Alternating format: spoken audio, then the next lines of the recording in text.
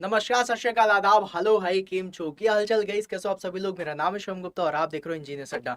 आज गाइस मैं आप सभी लोगों को वो टेक्निक बताने वाला हूं जिसमें 99% स्टूडेंट्स फेल हो जाते हैं। ये जो टेक्निक है काफी रिसर्च के बाद, काफी एक्सपीरियंस के बाद और काफी सारे स्टूडेंट्स जिनका सिलेक्शन हुआ है उन सभी से पूछने के बाद एक्सपेरिमेंटल तौर पर ये चीजें मैं आज आप लोगों को बताने वाला हूं। यहाँ पर मैं 6 टेक्निक बताऊंगा जिनमें से 3, 4 और 5 दो बहुत ही ज्यादा इंपॉर्टेंट है, उनको जरूर देखना और फॉलो जरूर करना। आप लोगों को गारंटी दे रहा हूं कि जो भी स्टूडेंट्स हैं जो तुक्का भी लगाते हैं, जो कि सर बन नहीं रहा था तुक्का लगा देता हूं, राइट, एक ऐसा वाला। कुछ स्टूडेंट्स होते हैं जो कई बार फंस जाते हैं कि भाई क्वेश्चंस को कैसे करना है, एमसीक्यू में सॉल्व कैसे करूं जिससे सबसे ज्यादा नंबर आ सके, जिससे सबसे ज्यादा क्वेश्चन को करेक्ट कर सकूं, वो तरीके बताऊंगा। एग्जामिनेशन के पहले टेस्ट सीरीज में वो तरीके लगा करके देख लेना, तुम्हें फायदे जरूर मिलेंगे। 110% तुम्हें रिजल्ट जरूर मिलेंगे, ये गारंटी दे रहा हूं। 99% स्टूडेंट्स को ये टेक्निक नहीं पता है और बताऊं क्यों। क्योंकि 1% ही ऐसे स्टूडेंट्स होते हैं जिनका सिलेक्शन होता है और जिनका सिलेक्शन होता है वो ये टेक्निक जरूर यूज करते हैं। 99% लोगों का सिलेक्शन इसीलिए नहीं हो पाता क्योंकि कहीं ना कहीं वो कुछ चीजें मिस कर देते हैं। तो चलो आओ गाइस, बिना किसी देरी के यहाँ पर आप लोगों को बताता हूँ। सबसे पहली टेक्निक जो है जिसको मैं यहाँ पर फॉलो करता हूँ और सभी से कहता हूँ फॉलो करने के लिए, that is don't follow the conventional technique. अब कन्वेंशनल टेक्निक क्या होती है उसके बारे में आप सभी लोगों को बता देता हूं। That conventional technique is nothing but जिस तरीके से आप लोग क्वेश्चन को देखते हो ना कि भाई स्टार्ट फ्रॉम व्हाट, स्टार्ट कर देते हो आप लोग। अब अभी अगर मैं आप लोगों से बोलूं कि भैया स्टार्ट करना है पेपर, तो हम आप लोगों में से बहुत सारे स्टूडेंट होंगे जो स्टार्ट कर रहे होंगे from question number first, right. Start करिए 1 से और मान लो अगर 100 क्वेश्चन है तो हम 1 से लेकर के 100 क्वेश्चन तक जाएंगे और सारी चीजें करेंगे, राइट। या फिर बहुत सारे होंगे जो 100 से लेकर के 1 तक आ रहे होंगे। मतलब यही कन्वेंशनल तरीके से आप लोग चलते हो। पेपर मिलता है, पहला किया, दूसरे बाद तीसरा करते हो, फिर चौथा करते हो, नहीं। इस टेक्निक को तो फॉलो ही नहीं करना है। कन्वेंशनल टेक्निक अब पुरानी हो चुकी है। नए स्तर पे, नए दौर पे, नए साल पे नई चीजें सीखनी है, राइट। तो ये वाली टेक्निक को फॉलो मत करना क्योंकि ये टाइम वेस्टिंग होती है, इसमें टाइम ज्यादा लगता है। हमें करना क्या है, हमें अटेम्प्ट करना है पेपर 3 स्टेजेस में। ये 3 स्टेजेस भी मैंने सिखाए थे, अभी फिर से बता देता हूँ। गाइस जब भी कभी आप लोग पेपर को देखो ना, पेपर मान लो फॉर एग्जाम्पल अगर मैं बोल दूं 2 घंटे का है या 3 घंटे का है, मैं मान लेता हूँ 2 घंटे का पेपर है, 120 मिनट्स का पेपर है। 120 मिनट्स में जो आप लोगों का यहाँ पर स्टेज फर्स्ट होगी, राइट।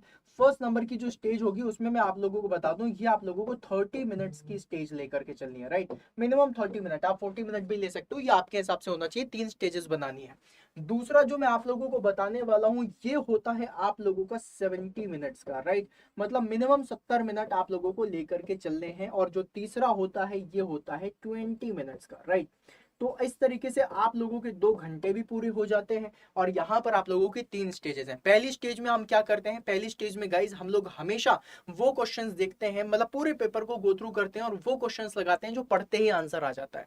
सबसे पहली स्टेज में 100 क्वेश्चन पढ़ने में 30 मिनट से ज्यादा नहीं लगेगा अगर आप सिर्फ गो थ्रू कर रहे हो। कई बार ऐसा हो जाता है क्वेश्चन ऐसे होते हैं जहां पर आप सिर्फ पढ़ते ही टिक लगा सकते हो, राइट। तो मतलब क्वेश्चन देखा, अच्छा एंट्रोपी पूछा है, अच्छा डेंसिटी पूछा है, डेंसिटी की यूनिट पूछा है, अच्छा इंटेंसिव प्रॉपर्टी पूछ लिया, कुछ भी पूछ लिया, मतलब ये सिविल, मैकेनिकल, इलेक्ट्रिकल किसी भी डिपार्टमेंट के लिए हो सकता है। आप लोगों के कुछ ऐसे क्वेश्चंस होते हैं जो देखते ही आंसर लगा देते हो, वो 30 मिनट में करना है।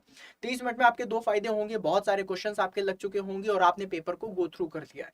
फिर आता है स्टेज टू। स्टेज टू जो होती है मेरे लाल, वो होती है आप लोगों की 70 मिनट्स की। आप इसको 75 मिनट्स भी कर सकते हो, 60 मिनट्स भी कर सकते हो, इट डिपेंड्स ऑन यू।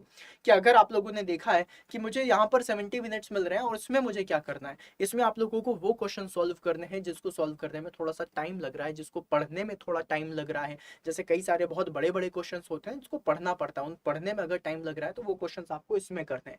जो क्वेश्चन नहीं बन रहा है स्किप कर दो, हम स्टेज 3 में देखेंगे। जो क्वेश्चन बन रहा है, जिसमें लग रहा है कि मैं कर सकता हूँ, उसको करो। क्यों? क्योंकि जब आप कन्वेंशनल मेथड से चलते हो ना तो एग्जामिनर बीच में 1, 2, 4, 5 क्वेश्चन ऐसे बीच बीच में डाल देते हैं जो बहुत टफ होते हैं, बहुत लेंदी होते हैं। क्वेश्चन अगर सिंपल है तो बहुत लेंदी बना देंगे कि आप लोगों का ज्यादा टाइम चला जाए। और अगर क्वेश्चन आप लोगों का टफ बनाया तो लगेगा कि सॉल्व हो सकता है लेकिन सॉल्व होगा नहीं और उससे डिमोटिवेशन आ जाएगा, आगे का पेपर खराब होने लग जाता है। तो जब आप 3 स्टेजेस में करते हो तो इसकी प्रोबेबिलिटी सबसे ज्यादा होती है कि आप लोग थर्ड स्टेज में जब तक आओगे तब तक आप लोगों का most of the paper solve हो चुका होगा। जो आपसे बन रहा है उसमें आपको कॉन्फिडेंस आ जाएगा कि भाई इतना तो मैंने कर दिया है, अब इसमें क्या करूं।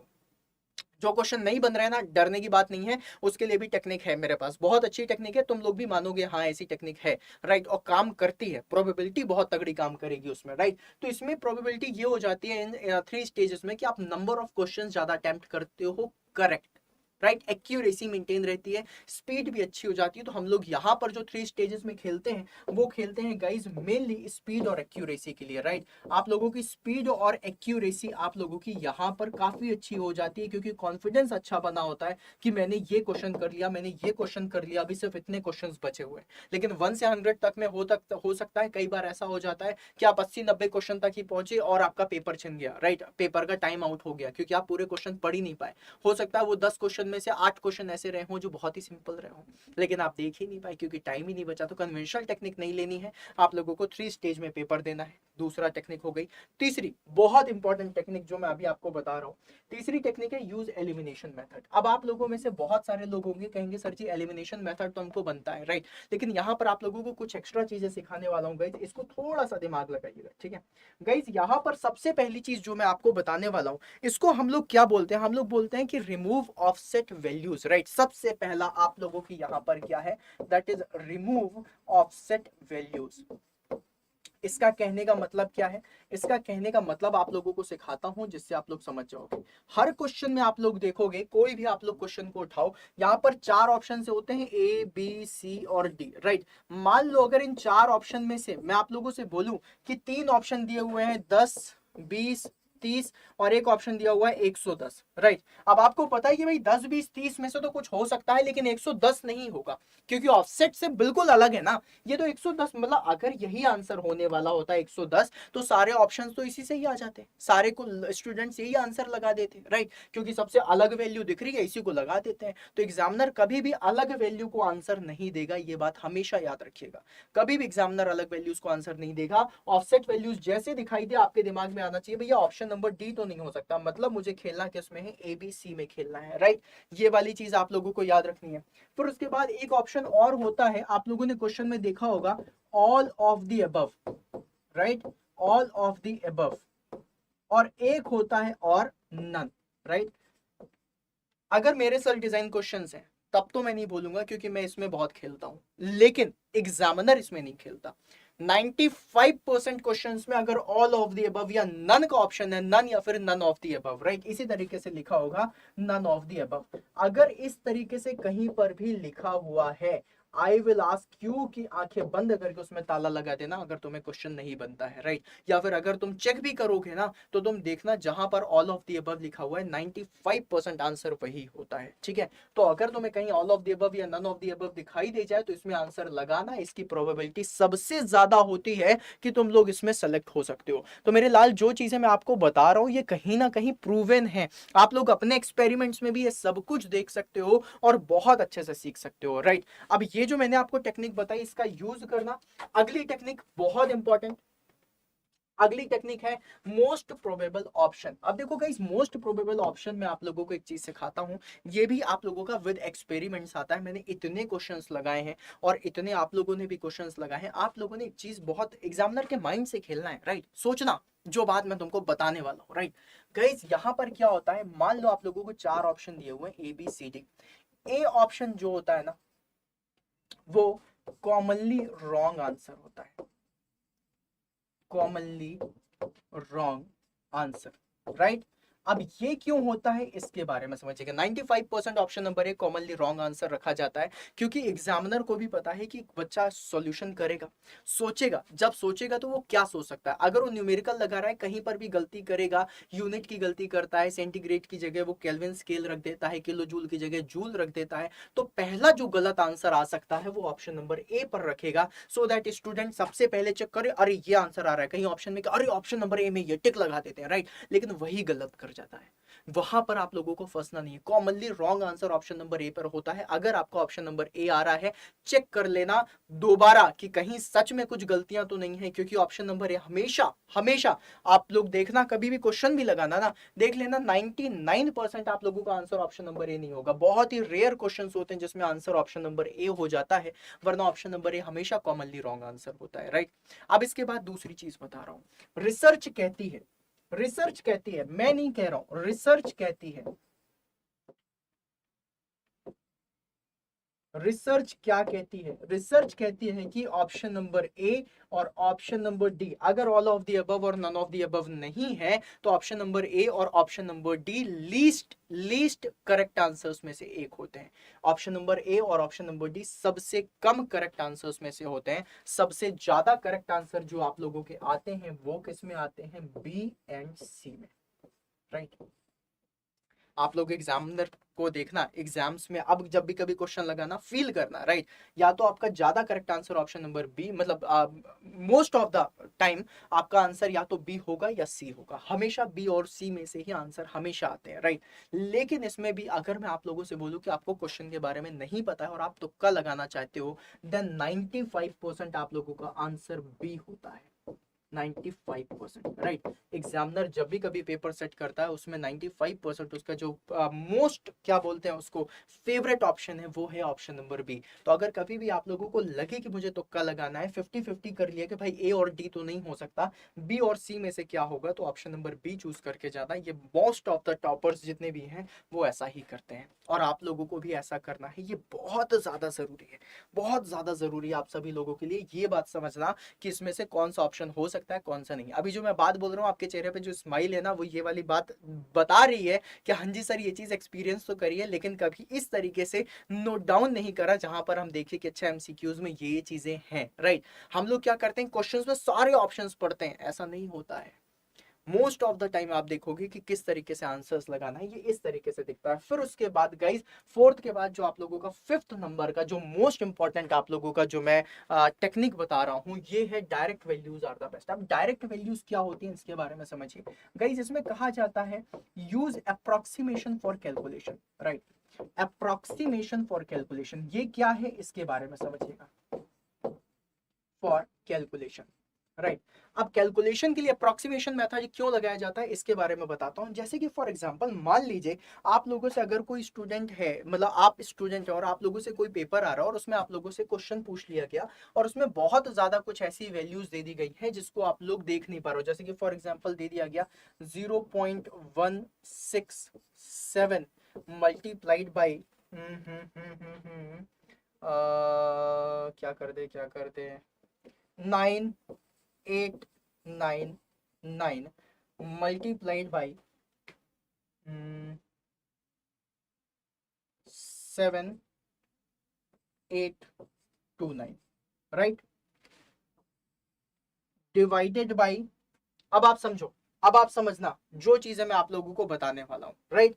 इसको बहुत इजी तरीके से देख लेना, आप लोगों को अपने आप समझ में आ जाएगा कि जो मैं करने जा रहा हूं वो किस तरीके से आप लोग सॉल्व कर सकते हो और बहुत इजी तरीके से हो जाएगा, राइट। जैसे मैं कुछ भी इस तरीके से मैं ऐसी वैल्यू कठिन कठिन ले रहा हूं जिसको आप लोग सॉल्व करने में थोड़ा सा सोचो कि अच्छा इसकी वैल्यू को ये लिया जा सकता है, इसकी वैल्यू को ऐसे किया जा सकता है, राइट। इसके बाद मैं कर देता हूं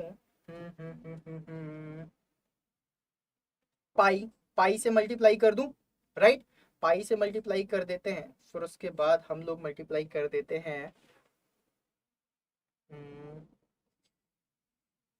910 से, राइट।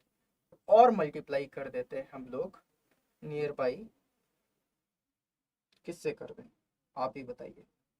दैट इज ओके, हम लोग मल्टीप्लाई कर देते हैं यहाँ पर 6 से कर दें, 7 से कर दें, जिससे आपका मन कर रहा है उससे कर सकते हैं, राइट। चलो 800 से मल्टीप्लाई कर देते हैं, लो ऐसे कर देते हैं, कुछ भी कैलकुलेशन ले लेते हैं, राइट। अब मान लो ये कैलकुलेशन है इतनी बड़ी आपको दिख रही है, अब आप इसको सॉल्व करोगे, कैसे करोगे, ये वाली चीज आपके दिमाग में आएगी, राइट। अब देखो इसको सॉल्व करने का सिंपल सा तरीका है अप्रोक्सीमेशन मेथड का यूज करना है। ये वैल्यू मैंने कुछ ज्यादा ही टफ ले ली है जोश में, लेकिन आप लोगों को सॉल्व करने का तरीका बता रहा हूँ, राइट।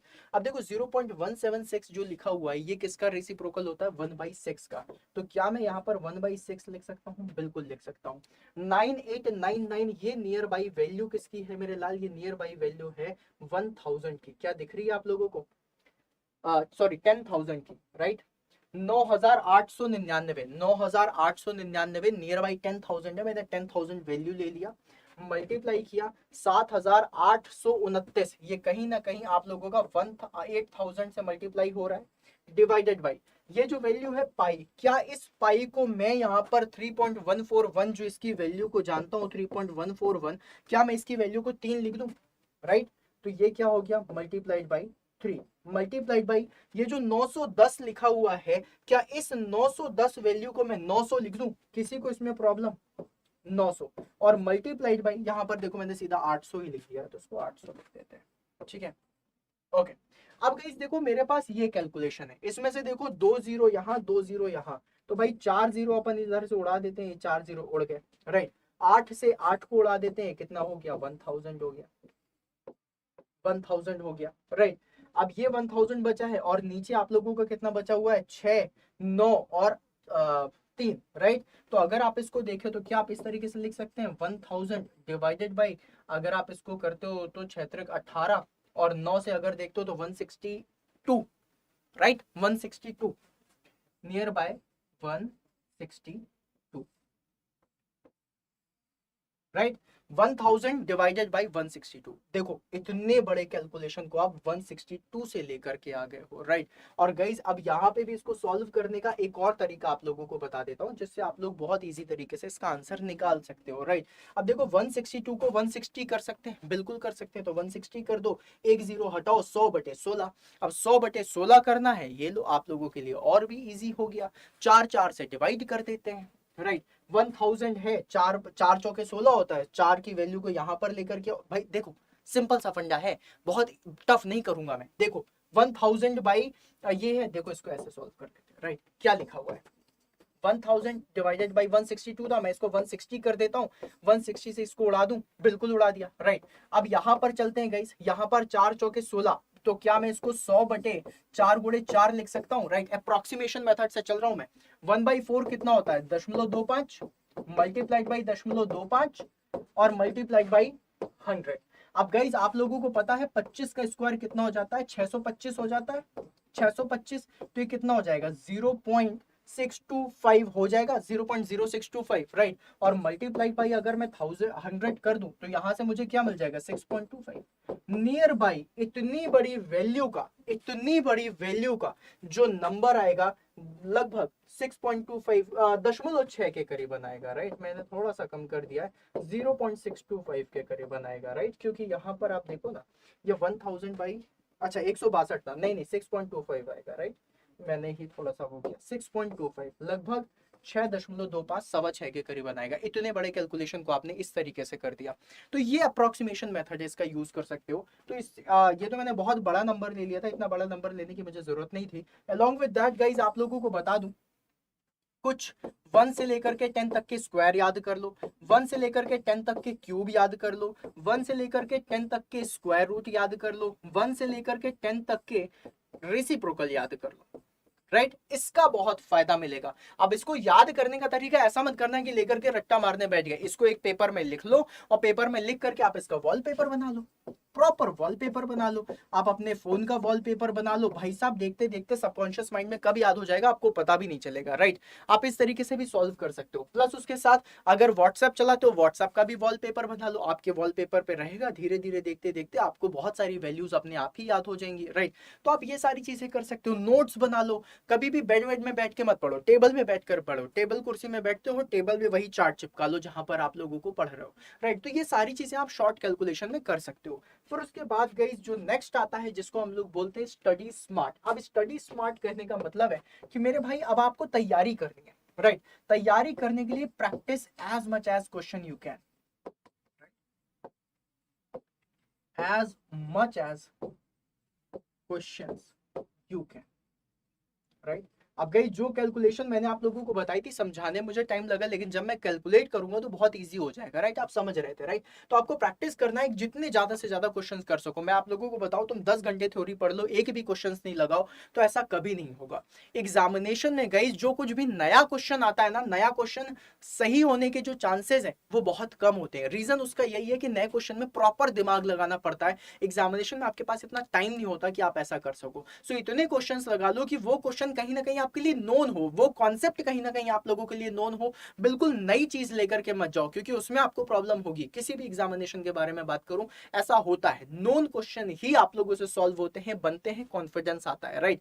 दूसरी चीज, जब भी कभी आप प्रैक्टिस करो, इतने सारे क्वेश्चंस की प्रैक्टिस करो कि आप लोगों से सारी चीजें बने। अब स्टडी स्मार्ट कैसे होगा उसको देखो। क्वेश्चन को आप लोग जब भी कभी करते हो तो आप अपनी नोट्स बना रहे हो, तो जो आप लोगों की बल्कि नोट्स हैं, इन बल्कि नोट्स को सॉल्व करना है, छोटे नोट्स में बनाना है, राइट। बल्कि नोट्स की शॉर्ट नोट्स बना लो, शॉर्ट नोट्स में आप लोग इनको रखो, राइट। अपने वॉलपेपर में रखो, जितने भी हैं आप लोग फोन वगैरह यूज करते हो उसके वॉलपेपर को बना लो, या फिर कहीं पर आप लोग टेबल में अपना कोई चार्ट वगैरह चिपकाते हो, वहां पर टेबल पे चार्ट चिपका लो, राइट। या फिर आप लोग वॉइस नोट्स में रख लो इसको, कि कभी भी है कहीं जा रहे हैं कुछ भी कर रहे हैं, वॉइस नोट्स में पढ़ाई करो। All these are the study smart के तरीके, राइट। इस तरीके से आप तैयारी करोगे ना तो आप लोगों को बहुत जल्दी और बहुत अच्छे रिजल्ट्स मिलेंगे, राइट। अब जब भी कभी आप लोगों को डर लगे कि भाई एमसीक्यूज नहीं बनते हैं, जो टेक्निक मैंने 3 4 5 सिखाई हैं, राइट, उनके बारे में technique number 3, technique number 4, technique number 5, इन तीन के बारे में जरूर सोचना। इससे आप लोगों के 90% क्वेश्चंस बहुत इजी तरीके से सॉल्व होंगे। कभी लगा करके देखना, आपको फायदा जरूर मिलेगा। अगर कुछ भी चीज तुम्हारे दिमाग में आ रही है कमेंट बॉक्स में जरूर लिखना, मैं उसका आंसर जरूर दूंगा। अब गाइज यहाँ पर आ जाती है बात कि जब भी कभी मुझे ये सारी चीजें करनी है, उसके लिए करनी है मुझे तैयारी। अब तैयारी करने के लिए आप लोगों के पास क्या होना चाहिए? तैयारी करने के लिए आप लोगों के पास इंजीनियर्स का बहुत सारे बैचेस देता है, आप सभी लोगों को पता है, राइट। अगर तैयारी कर रहे हो then I will suggest everyone कि भाई तैयारी कर रहे हो तो तैयारी करो with the help of the batches. क्यों? क्योंकि बैचेस में आप लोगों को काफी कुछ फायदा हो जाता है। पहला फायदा, आप लोगों के जितने भी कॉम्पिटिटर्स हैं उनके बारे में पता चल जाएगा, राइट। मतलब जो आप लोगों के क्लास मेंबर्स हैं, राइट, मेंबर्स ही लिखूंगा क्योंकि भाई आगे जाकर के ऑफिसर्स बनने वाले हैं, तो जितने भी मेंबर्स हैं उस बैच के, उसके बारे में आपको पता चलेगा। अच्छा ये भी एसएससी जेई की तैयारी कर रहा है, ये भी जेके एसएसबी की कर रहा है, यार इसका तो काफी अच्छा कॉन्सेप्ट है, राइट। तो आपका कंपटीशन का फील आता रहता है, आपके कॉम्पिटिटर्स के बारे में आपको पता चलता रहता है। एक दूसरी चीज होती है, आप लोगों का प्रॉपर टाइम टेबल बना होता है कि भाई इतने बजे मुझे ये वाली क्लास लेनी है, इतने बजे मुझे ये करना है। आप लोगों का जो डेली का स्केड्यूल है वो बना होता है कि मेरा इतना स्केड्यूल है जिसमें मेरी मिनिमम से मिनिमम 4 से 5 घंटे की लाइव क्लासेस, मिनिमम से मिनिमम 4 से 5 घंटे मेरा सेल्फ स्टडी, ये सारी चीजें हो रही है। इन सब का आपको बेनिफिट जरूर मिलता है। तो गाइस ये जितने भी बेनिफिट्स हैं उन सारे बेनिफिट्स का यूज करें। अगर आप लोग किसी भी बैच में इनरोल करना चाहते हो तो मैं आपको बताऊंगा कि कैसे आपको इनरोल करना है। You can go to Google Chrome, यहाँ पर जाना और यहाँ पर लिखना अड्डा 24/7। जैसे आप अड्डा 24/7 लिखोगे सबसे पहली वेबसाइट आपको दिखाई देगी, जाओ जा करके इसमें देखना, तुम्हें ऑल कोर्सेज में सारी चीजें मिल जाएंगी। ऑल कोर्सेज में आप गेट और इंजीनियरिंग एग्जामिनेशंस देखना चाहते हो तो गेट इंजीनियरिंग एग्जामिनेशंस में चले जाना, या फिर आप जिस भी एग्जाम की प्रिपरेशन कर रहे हो उसमें जा सकते हो, राइट। अब गाइस यहाँ पर देखो सबसे पहले कि ये जितने भी एग्जाम दिख रहे हैं ये सारे के सारे एग्जाम के अलग अलग बैचेस, आप कुछ भी खोल सकते हो, जेके एसएसबी जेई खोलो, देखो यहाँ पर बैच मिल गया, बैक किया मैंने, यहाँ पर ऑल कोर्सेज में गया, ऑल कोर्सेज में ये आपको एआई का दिख रहा है। आप लोग एसएससी जेई में जाओ, एसएससी जेई में भर भर के बैचेस दिख रहे हैं। अब इतने सारे बैचेस है, सबकी प्राइस कोई 12,499, कोई कितने का है, राइट। तो आप जा करके किसी भी बैचेस में जा सकते हो, आपको मैक्सिमम डिस्काउंट का कूपन कोड भी बता दूंगा। लेकिन अगर आप इन सारे के सारे बैचेस को एक साथ इनरोल करना चाहते हो तो आप लोग जा सकते हो इंजीनियरिंग महापैक में। महापैक इज द थिंग जहां पर आपको सारे के सारे एग्जामिनेशंस मिल जाते हैं। आप सिविल से हैं, मैकेनिकल से हैं, इलेक्ट्रिकल से हैं, फर्क नहीं पड़ता, हर किसी के लिए यहाँ पर बैचेस के लिए महापैक बनाया गया है। अब एक बैच आपका 12,499 का है, लेकिन ये महापैक आपका 17,200 का है। मतलब देखा जाए तो ज्यादा से ज्यादा 5,000 का फर्क है। लेकिन मैक्सिमम डिस्काउंट कूपन कोड जिसमें भी बताऊंगा किस तरीके से लगाना है। तो फॉर एग्जांपल मान लो अगर आप मैकेनिकल महापैक में जाते हो, राइट, अब आपको इसको इनरोल करना है। इनरोल करने के लिए यहाँ पर व्यू ऑफर्स दिख रहा है, व्यू ऑफर्स में क्लिक करना। यहाँ पर जो कोड लिखे हुए हैं इससे आपको डिस्काउंट तो मिलेगा, लेकिन मैक्सिमम डिस्काउंट के लिए आप लोगों को कोड बता रहा हूँ, याद रख लो, दिमाग में रखना, दैट इज Y166। क्या है?